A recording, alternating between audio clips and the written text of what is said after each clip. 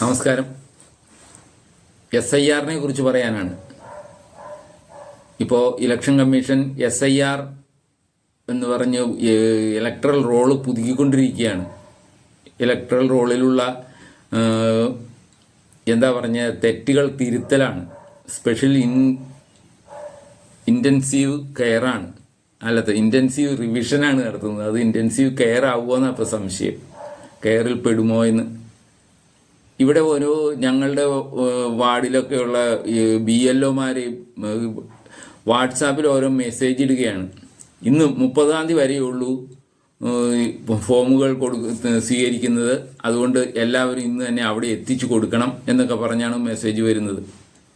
ഇവർക്ക് ആരാണ് ഇങ്ങനെ മെസ്സേജൊക്കെ ഇടാനുള്ള അധികാരം കൊടുത്തിരിക്കുന്നത്? ഈ BLOമാർ ഇതുവരെ ഞങ്ങളുടെ ഇവിടെയൊന്നും വന്നിട്ട് പോലുമില്ല. ആ ഫോമുകൾ തന്നത് ആരോ കുട്ടികളെ പറഞ്ഞു വിട്ട് അവരെ കൊണ്ട് കൊടുപ്പിക്കുകയാണ് ചെയ്തത്. BLOമാരെ ഇപ്പം അവരുടെ വീട്ടിൽ ചെന്ന് സന്ദർശിച്ച് നമ്മളിത് പൂരിപ്പിക്കേണ്ട അവസ്ഥയാണ്. ഈ SIR പരാജയപ്പെടുത്തണം എന്നുള്ള രീതിയിൽ തന്നെയാണ് ഇവിടുത്തെ ഗവൺമെൻറ് മെഷീനറി നീങ്ങുന്നത്. ഇലക്ഷൻ കമ്മീഷൻ്റെ ഭാഗമായിട്ടുള്ള ഈ BLOമാരൊക്കെ ഇവിടുത്തെ ഗവൺമെൻറ് മെഷീനറിയുടെ ഭാഗമാണ്. അവരതിനെ എങ്ങനെ പരാജയപ്പെടുത്താമെന്നുള്ളത് നോക്കിക്കൊണ്ടിരിക്കുകയാണ്. ഇലക്ഷൻ കമ്മീഷനും ഇതിൽ താല്പര്യമുള്ളവരും പ്രത്യേകം ഇടപെട്ടില്ലെങ്കിൽ അവരൊരു SIR കേരളത്തിലൊരു പരാജയമാക്കാൻ അവർ ശ്രമിച്ചുകൊണ്ടേയിരിക്കുകയാണ്. ഈ ഒരാൾ പോലും BLOമാർ വീടുകൾ സന്ദർശിച്ചത് ഇവിടെ കൊടുക്കുന്നില്ല. പലരും പകുതി പോലും കൊടുക്കുന്നില്ല. ബാക്കിയുള്ളതൊക്കെ ആരെങ്കിലും പറഞ്ഞു വിട്ടും ഒക്കെ കൊടുത്തു വിടുകയാണ് വെറുതെ. ഇത് കൊണ്ടുവന്ന് അവർ സ്വീകരിക്കാൻ ഇവിടെ വരുന്നേയില്ല. 3 പ്രാവശ്യമെങ്കിലും ഒരു വീടുകളിൽ സന്ദർശിക്കണമെന്നാണ് ആദ്യം പറഞ്ഞുകൊണ്ടിരുന്നത്. ഇപ്പോൾ ഒരു പ്രാവശ്യം പോലും സന്ദർശിക്കുന്നില്ല. 25 വർഷത്തിൽ കൂടുതലായി ഇവിടെ എൻ്റെ ഈ വാർഡിലുള്ള BLO ആരാണെന്ന് ഒരിക്കലും അറിയാൻ പറ്റിയിട്ടില്ല. കാരണം പേരറിയാമായിരിക്കും നമുക്ക്, പക്ഷേ അയാൾ ഒരു കാരണവശാലും വന്നിട്ടില്ല. ഒരു വീടുകളിലും കയറാറില്ല. പുതിയ ഇലക്ട്രേറ്റ്സിനെ ചേർക്കാറില്ല. രാഷ്ട്രീയക്കാർ കൊണ്ടുചെല്ലുന്ന ആപ്ലിക്കേഷനുകൾ വെച്ചാണ് അവർ കളിക്കുന്നത്. അത് ഈ ബംഗ്ലാദേശികളുടെയാണ് അധികവും അവർ ചേർത്തുകൊണ്ടിരിക്കുന്നത്. അവരൊക്കെ ഔട്ടാകുമെന്നുള്ളത് കൊണ്ടാണ് ഇപ്പോൾ ഈ പ്രശ്നങ്ങളെല്ലാം ഉണ്ടാക്കുന്നത്. ഗവൺമെൻറ് ഇതിനെ തകിടം മറിക്കാൻ ശ്രമിക്കുന്നു.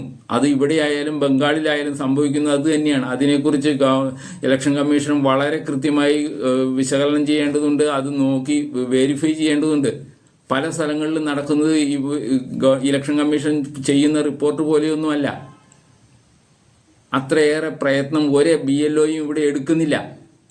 BLOമാർക്ക് വർക്ക് ചെയ്യാൻ താല്പര്യമില്ല. അല്ലെങ്കിൽ അവർ അതിനെ പരാജയപ്പെടുത്തുന്നത് ഏത് രീതിയിലാക്കാമെന്നാണ് ആലോചിച്ചുകൊണ്ടിരിക്കുന്നത്.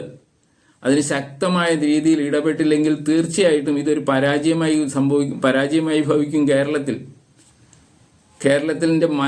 കേരളത്തിലെ ഭരണകർത്താക്കളുടെ മനസ്സ് ഇത് പരാജയപ്പെടുത്തുക എന്നുള്ളതാണ്. 3.5 ലക്ഷം ജനങ്ങളുള്ളിടത്ത് 4,20,000 പേരോളം ആധാർ കാർഡ് ഉണ്ടെന്ന് പറയുന്ന സംസ്ഥാനമാണ് കേരളം. അവിടെ എത്ര പേര് ഈ വോട്ടേഴ്സ് ലിസ്റ്റിൽ അനധികൃതമായി കയറിയിട്ടുണ്ടെന്ന് അറിയാൻ സാധിക്കാതെ ഇരുത്തുക എന്നുള്ളതാണ് ഇവിടുത്തെ ഗവൺമെൻറ്റിൻ്റെ രീതി. അവരതിനു വേണ്ടിയാണ് പ്രയത്നിക്കുന്നത്.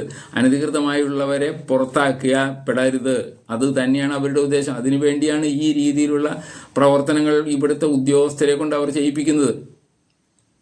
ഇതിനെ വ്യക്തമായ ധാരണയോടെ ഇലക്ഷൻ കമ്മീഷൻ ഉദ്യോഗസ്ഥർ നേരിട്ടില്ല എങ്കിൽ ഇതൊരു പരാജയമായിരിക്കും. അത് പല കംപ്ലൈൻറ്റുകൾക്ക് ഇടയാക്കാൻ വേണ്ടി തന്നെയാണ് അവർ ഈ രീതിയിൽ പ്രവർത്തിക്കുന്നത്. അത് ഇലക്ഷൻ കമ്മീഷൻ വിലയിരുത്തുക തന്നെ വേണം. Okay, thank you.